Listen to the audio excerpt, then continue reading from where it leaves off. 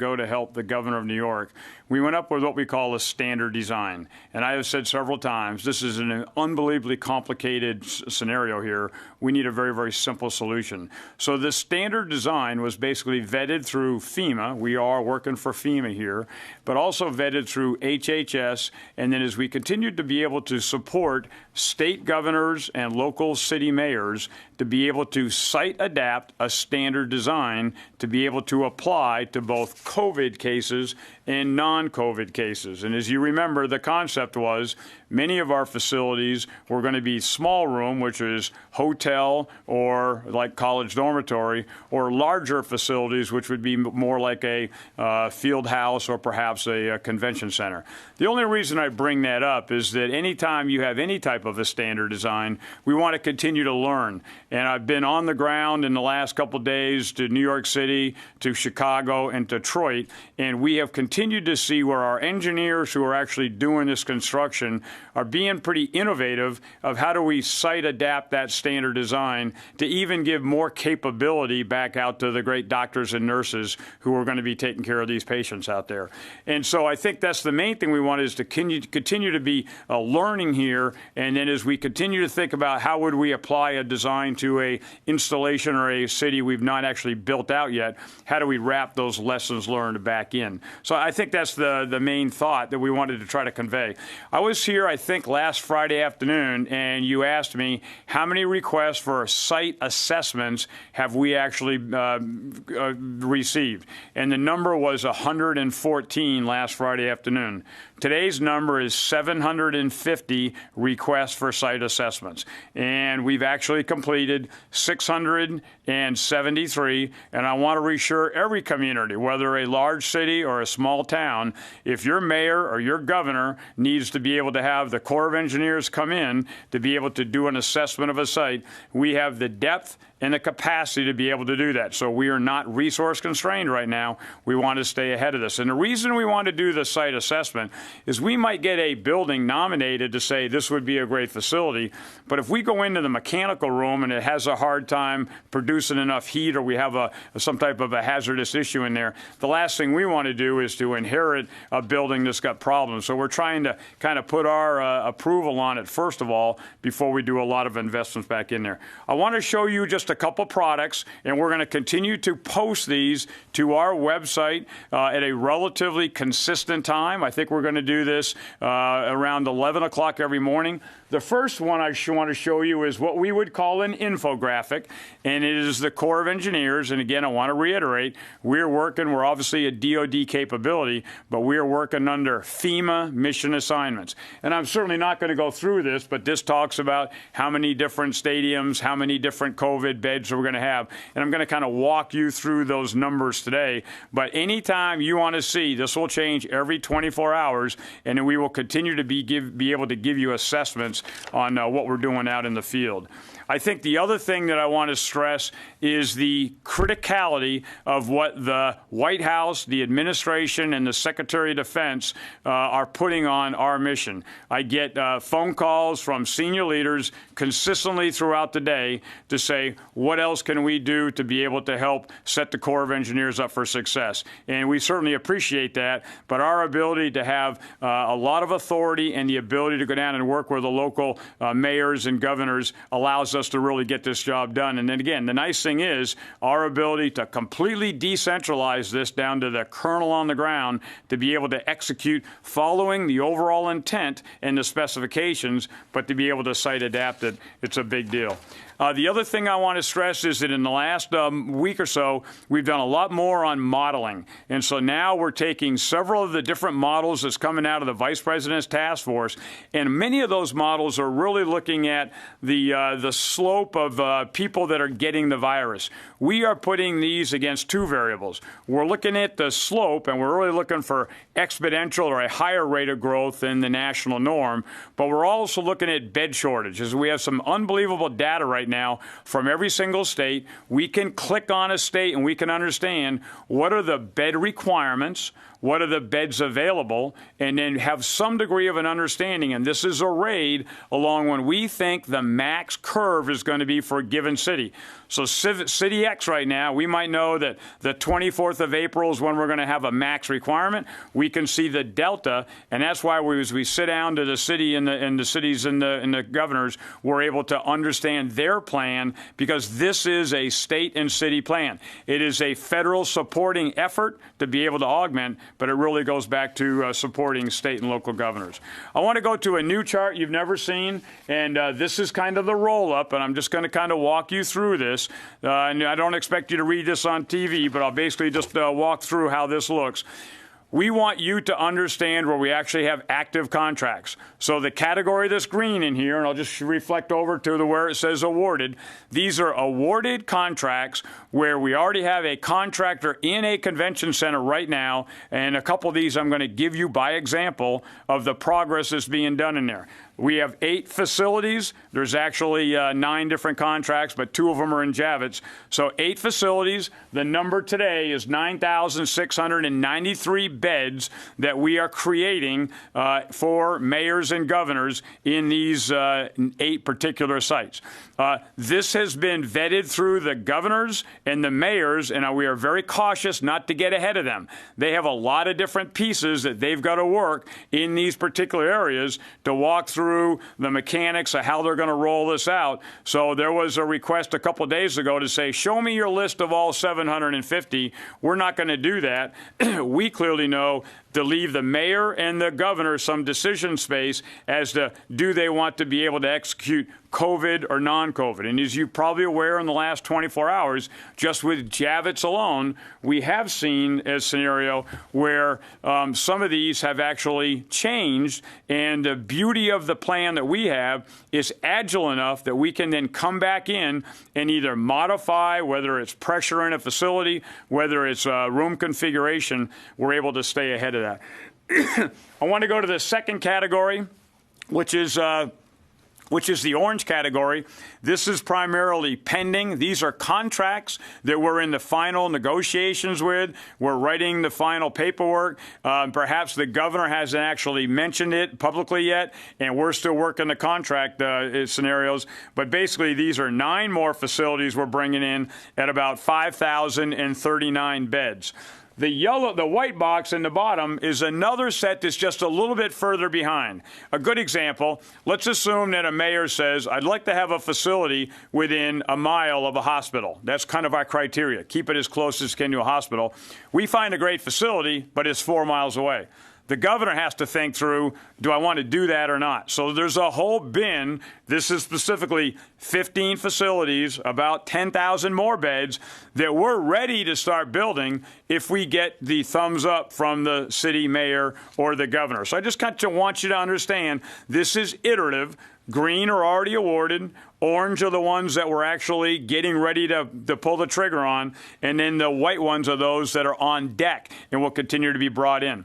There's a new category here of the blue, okay? And I want to be able to let you know, and again, this is where the power of this idea is that the Corps of Engineers doesn't have to be the one that execute this. This is the entire federal team working together, HHS, FEMA, and us under Vice President Trump's direction, Vice President Pence's direction here on the task force, but to be able to basically give a design over to a given city mayor and say, we think that hotel number 3 is a great option for you. We think there's 100 beds that can go in there. Here's the specifications that we would recommend you use. You apply your city codes into it. Here's even a potential lease that you can actually, a draft lease you can work with that hotel.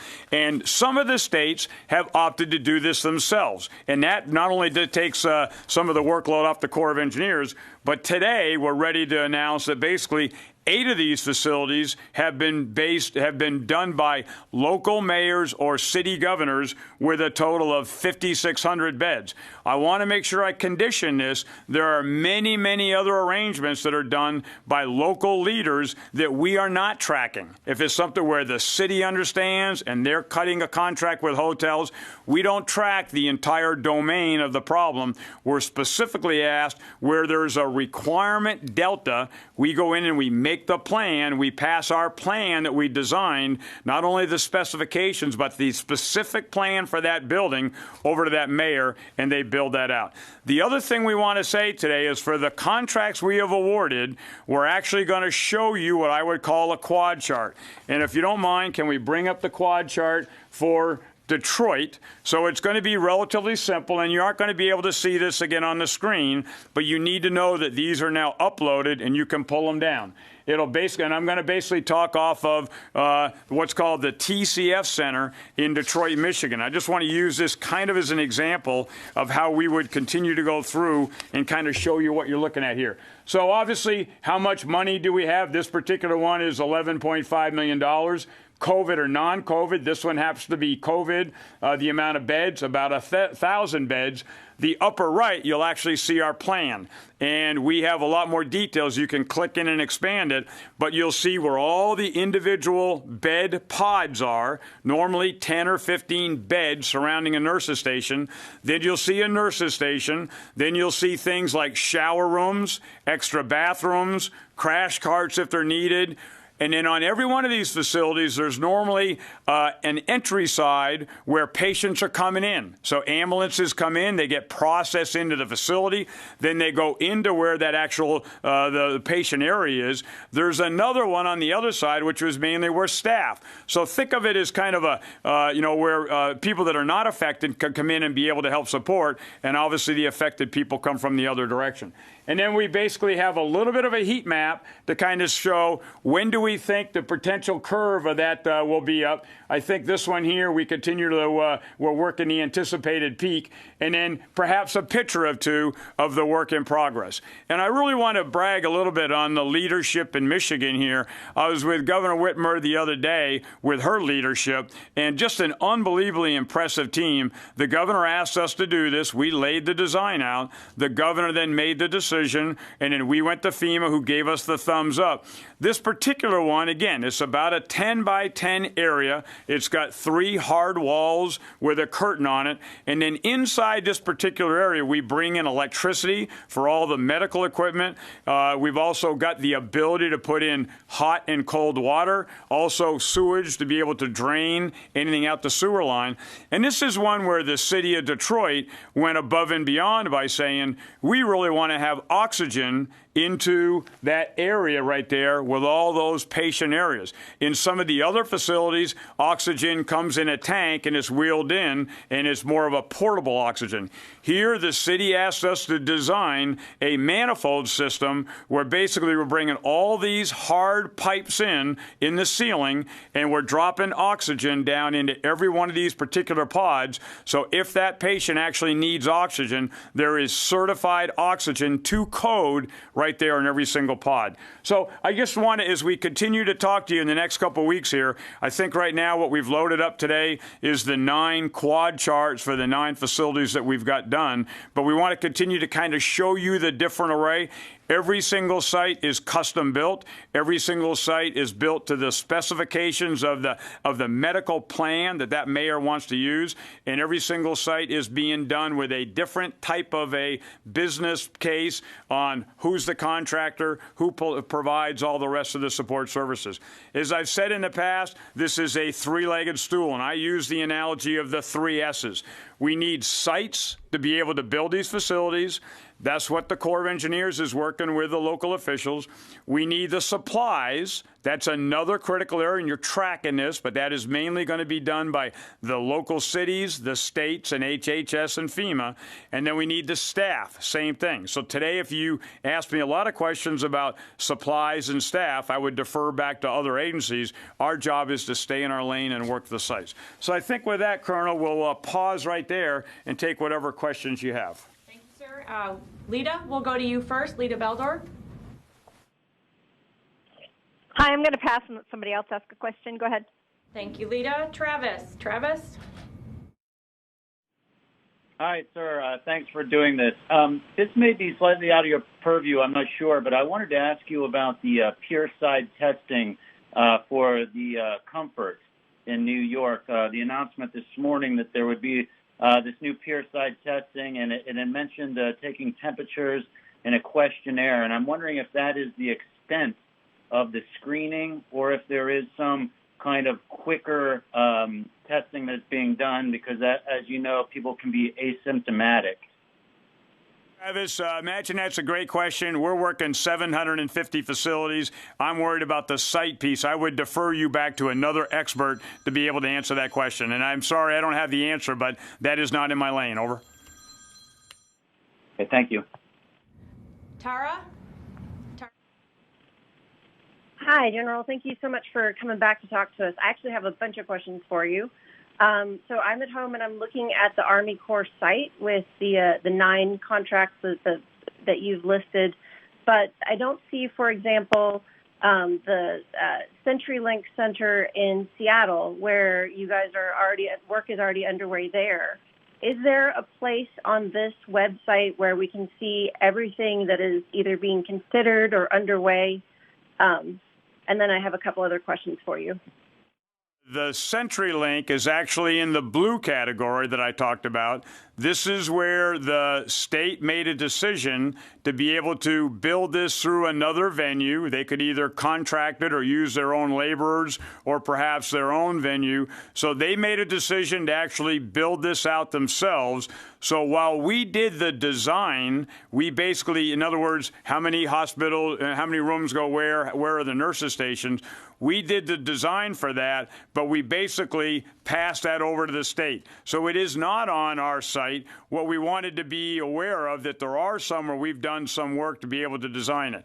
It is not our intent to be able to roll out all the different locations that are in the orange category, the white category, or the blue category, but it's something where clearly if you have questions, I would go to that specific state and ask them questions on those sites. But we'll certainly, be able to advise. I think there's only about 7 or 8 sites that were in the blue category, 8 facilities, but CenturyLink is in the blue category. Over. Okay, thank you for that. Likewise, last week you talked about the sleep train facility in Sacramento. Is that another blue? And just in general, as the city, very easily can use our resources, but if they actually have perhaps a contractor in their local state that they want to use instead, or they have certain workers they want to use, this is their prerogative. We are here to assist them, but Sleep Train is the same exact thing as CenturyLink. That is in the blue category, where the state has made a decision to be able to build that out themselves. And I'll be honest, these states are amazing at being able to do it. Same thing, the city mayors, the leadership down in some of these large convention centers, and the engineers down there are just as good as ours. They do amazing work, and wherever I can take our Corps of Engineers and put them on facilities that might not have that depth in another city, it just allows us to spread the workload, Tara. Okay, thank you. And then finally, last week when you were talking to us, you mentioned that you would hit Chicago and probably Washington State next, where you saw other hot spots. But I know Washington State fell off your schedule. Is that because you guys see the curve flattening out there and there may not be a need, or do you still intend to get out there? Are there still sites there that you are assessing? I actually try to use my schedule to go to where perhaps leadership on the ground can either help resolve any issues or just, if nothing else, continue to reinforce success. I was in Chicago and Detroit this week because those are the 2 biggest things that I wanted to personally see, and I was very, very impressed by both Governor Pritzker's team and Governor Whitmer's team, and so I feel very, very comfortable with those 2 cities. Still a lot of challenges, but I think that we've at least got those 2 facilities up.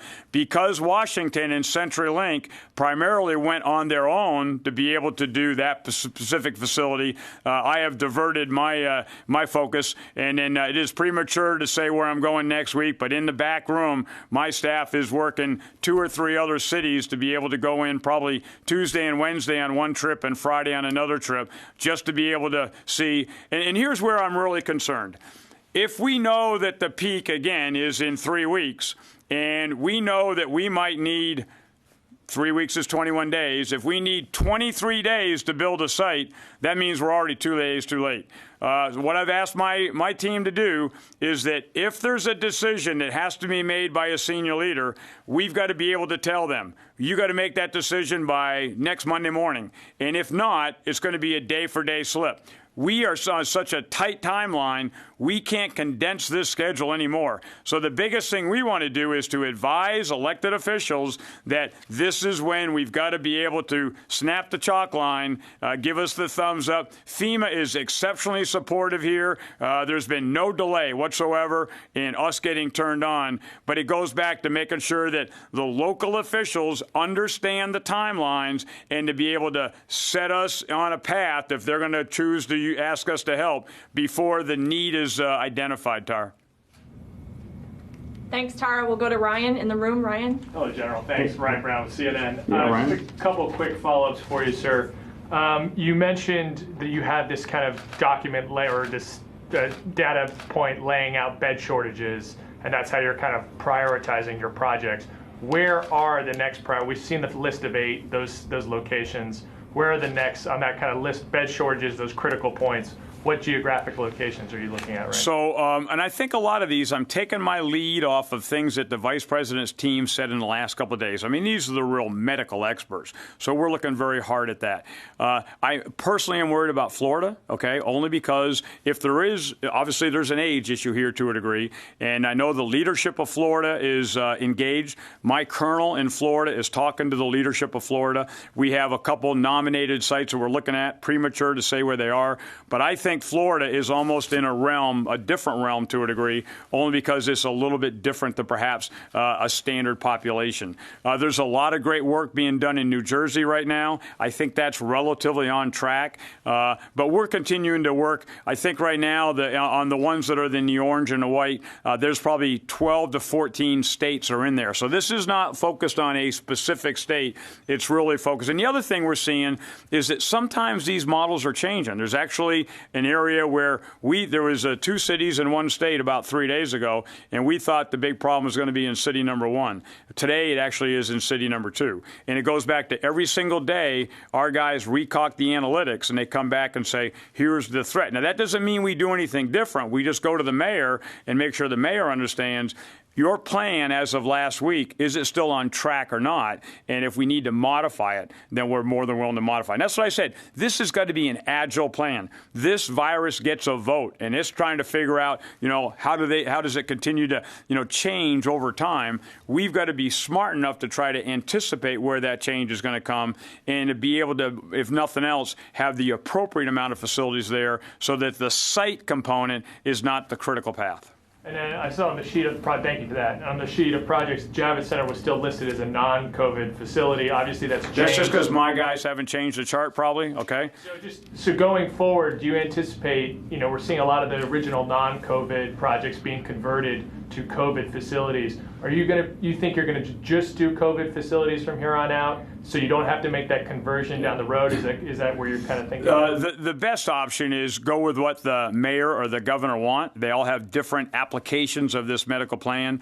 If we are given advice, and I had a great talk with Governor Pritzker the other night saying there was an advantage of you setting up, your center COVID, because if you go in, these convention centers, again, sometimes there's hall A, B, C, D, and you can subdivide all those out. You could theoretically have a convention center that maybe is only 25% COVID, 75% not, or vice versa. But then as the population changes in there, you could theoretically adapt and change those around. The modifications that we have to make are relatively minor, believe it or not, inside the actual 10 by 10 pod, because most of these are almost COVID convalescents. That's what they're looking at, okay? These are not a lot of ventilators necessarily going into the COVID. This is perhaps, the convalescent side. So where pressure is probably the single biggest variable. There's a couple other pieces of equipment that we might need to put in there.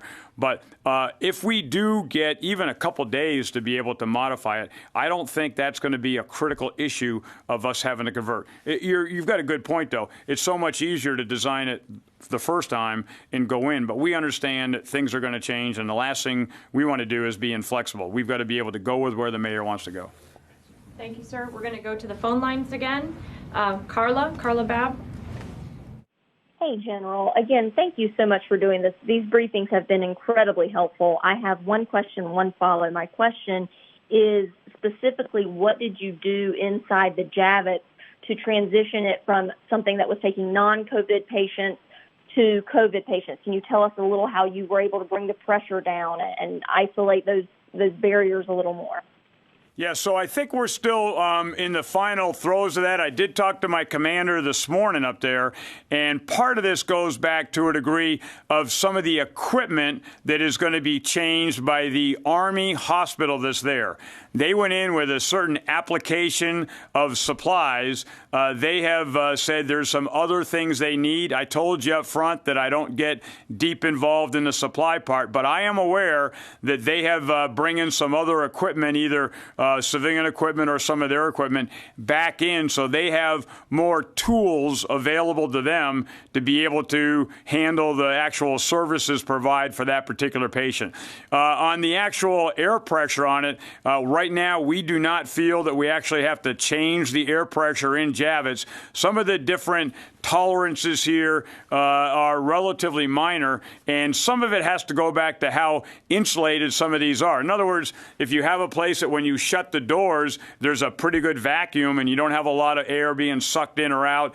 If there's an area where you can actually walk in one door and then you have an area where you're kind of in an airlock, and before you go into the other door, there's not a lot of things we do there. So these real large convention centers have a great deal of utility, and as I was briefed a couple hours ago, we don't see any significant mechanical changes we need to make. If there are some, this is something as simple as a couple technicians go into the basically the HVAC room and to be able to make some modifications more on the controls, kind of like turning your thermostat in your house versus going in and replumbing an entire mechanical room.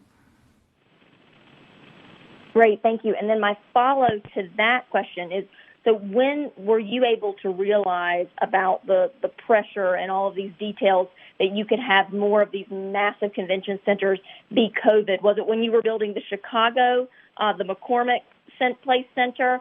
Can you give us more details on that? And then my follow about something that you said earlier today, you mentioned the 9,693 beds in these 8 active facilities. Can you give us a breakdown on how many of those 9,693 are COVID and how many of those are non-COVID? Thank you.